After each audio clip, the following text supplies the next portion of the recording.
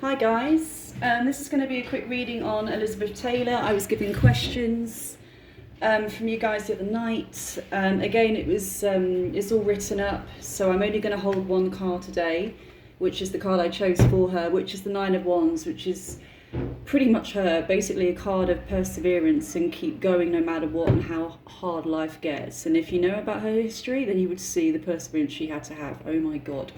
Also, everyone knows Elizabeth Taylor. I even heard joking around, I don't need any introductions, so I'm not going to do any introductions on this. Elizabeth Taylor, come on, that's it. Right. Lots of energy coming through. By the way, really quickly, massive storm outside right now, so hopefully this will go okay. Right, one of the questions I got, how much did being a child star affect her, and did she ever really overcome it, being a child star? Now, this is the information that came through. She did enjoy performing anyway. It was in her blood and her heritage, I hear. So somebody in the family, somewhere way back, even like a grandparent as well, I feel, was very theatrical and artistic, and it's almost like passed down in the lineage I hear. So it'd be interesting to actually go further back and see her grandparents, great grandparents, her history along that line, to see who else is involved in acting. And she got the bug straight away. She got the bug, and this is a family thing. It was in the family. That's what's coming through. So she was, and the words were born into it. She was born into it. She did not know any different. And she used to love dressing up and reprising roles, is the words I got, reprising roles as a kid. They were too adult for her age. Now, I don't mean adult as in sexual, anything like that, drugs, rock and roll. I mean as in very mature, not necessarily always mature themes, but very mature for her age. She could carry it off, I'm hearing. She could carry it off. So she would reprise roles as a kid that were too adult for her age. And she liked that because she liked to be a standout and act more mature than what she was. So she liked it. And she also said she naturally had an old head on a young pair of shoulders. So she had an old head on a young pair of shoulders. She had grace and etiquette from a young age, and could often spend more time with adults on their dinner tables than she would playing with kids in her own backyard, kind of joking around there. So it's almost like, and I'm hearing like the conversations were more interesting to be around adults than it was to be around children. She didn't always connect to the kids anyway, and she just liked to be around the adults more. Okay, she does say as a kid, of course there were times where she didn't want to act. Okay, she didn't want to act that day or go to work that day. But overall, she did enjoy the praise and what she could do at such a young age, because most directors were astounded at her maturity, and that's what she really enjoyed about it. So, next question. With Richard Burton, was it healing karma with her own father and drinking? So I don't know about the history about her own dad, but judging by this, it sounds like her own dad had issues with alcohol as well. To go through this now, this is what she said about the whole Richard thing. Not karmic at all, but as such, her fear for attracting it, her fear for it attracted it. So it's like a magnet. So energetically, you can attract both good and bad in your life. I mean, most people know this law of attraction, that kind of thing. So you can attract good and bad in your life by either having fear of it or knowing you deserve good. Okay? So it's almost like she just attracted it. It's almost like if it's in your lineage and your family's involved in that kind of thing, even nowadays you see it, people attract toxic partners if their own dad was toxic to the family member. It wasn't karmic as such, it was more that energy and attracting it, you know. That's what she's saying there. So it wasn't karmic. I don't get karmic. I mean, they were meant to be together for multiple lifetimes. They have been anyway. And it's always been very fiery between them. And it's a twin flame kind of energy between them. But we'll go into that a bit later on. Okay. She did say, though, she did use men as a band-aid and wanted to be, like, looked after.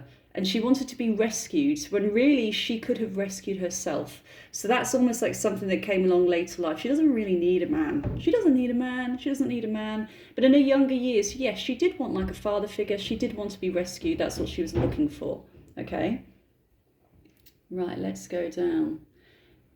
She did say she found out half the time in these relationships and these marriages, when she was in them, That even though she wanted them to look after her, it was often the other way round, and she had to babysit them, and I heard the word babysit there.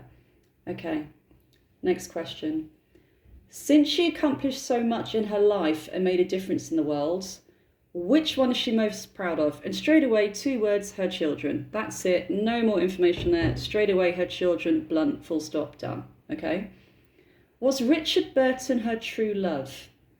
So it wasn't her true love in that sense. It was more of a twin flame. Now, if you know twin flames, you can't live with them, you can't live without them. It's more of an addiction. It's an addictive energy, and it's addiction, okay? So you can't live without them, and she liked the excitement and the up and down of their relationship. So it's when it's terrible, it's horrendous, but when it's good, it's the biggest highs of her life. So she liked that excitement, and she did not strive for a more peaceful connection until her later years, because she'd get bored. She'd get bored, okay? She's fiery in herself, you know what I mean? She's a force to be reckoned with. I did hear that a few times through this as well. Oh, it's coming up here as well. I hear she was a force to be reckoned with and could act just as they could if she needed something or wanted to prove her point. This made me burst out laughing. She had bigger balls than all of them put together. Oh my God. So yeah, Richard Burton was more of a twin flame energy where it's passionate, it's devastating, it's heartbreaking, it's literally addiction. He was an addiction. Okay. Which husband had her heart out of all of them? And what came across was Mike Todd, probably because it was under such tragic circumstances too, because she said she couldn't guarantee if he survived they would be lifelong partners, because people grow and change with age. They do. Later on, it was almost like in her early stages, she needed to be with him. She needed that security. But later on, it was like not a guarantee she would have stayed with him. But that was her true grounding love. And if I'm looking here what she said there was a sense of feeling at home with him and rested and secure. He was a real man's man, okay? So where everyone thinks Richard Burton was the man's man, that's what he would put across in public. Behind closed doors, she said he could throw tantrums like a child until he got what he wanted and be whiny. And be whiny behind closed doors if he did not feel he was getting enough attention. So I got here as well, she was more like a mother figure at times to Richard Burton, and other times a nurse, as in feeling she had to like literally be a nurse to him and make sure he wasn't going to kill himself. I don't mean, I mean through like hedonism, you know, like partying, drinking, that kind of thing.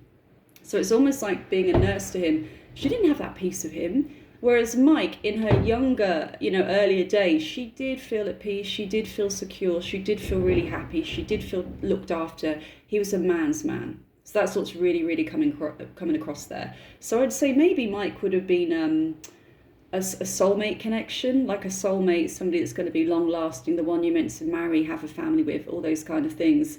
And even though twin flames you can have family with and kids and things like that, they're a mess, guys. I mean, my God, I tell you what, I've met mine and oh my God, and no, we're not together, and it is a mess. It's a mess. So yeah, twin flames aren't all they're made out to be.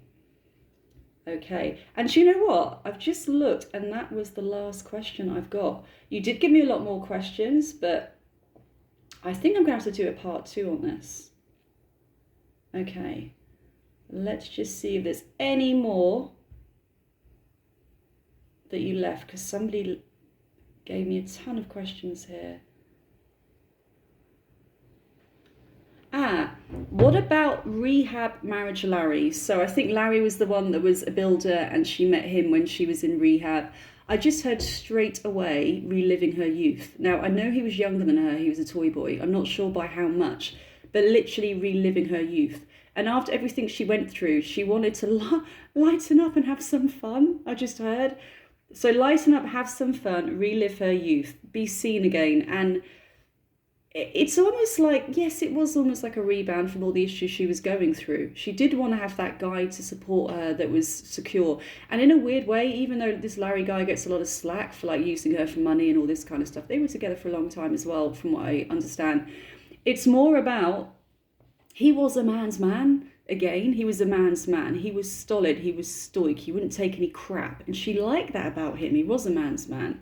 But yeah, overall, Larry, he had that male energy, that really dominant male energy. And that's what she liked. She needed somebody strong, or she would just walk all over them. She's got a lot of masculine energy in herself. She's ballsy as hell. She would walk all over them. So even though Larry got a lot of crap out of all her marriages, it was the energy she liked. Very strong, manly, someone to look after her when she was at her weakest, I hear. Okay? So that's everything for today, guys. I probably will do a part 2 at some point. I just want to get away from the window right now because the best light is at the window. And also we have like the biggest storm ever going on right now and there's a tree outside. But any comments about who you would like me to do next, guys, put them in the comments box. Hope you enjoyed this and I will speak to you soon. And I'm getting away from this window right now.